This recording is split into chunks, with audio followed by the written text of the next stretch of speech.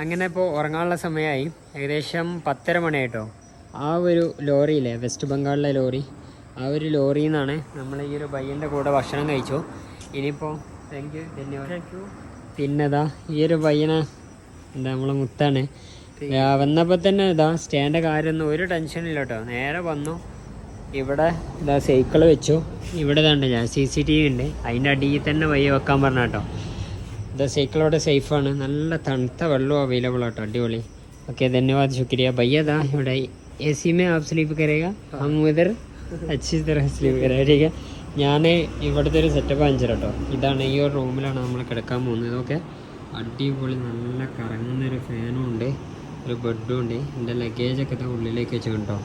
പുതപ്പും തന്നു, കട്ടിലും ഉണ്ട്, ഒക്കെ ഓക്കെയാണ്. ഇതാണ് കേട്ടോ അവസ്ഥ. ഇന്ന് അതിന് അടിപൊളി ഉറക്കാണ്.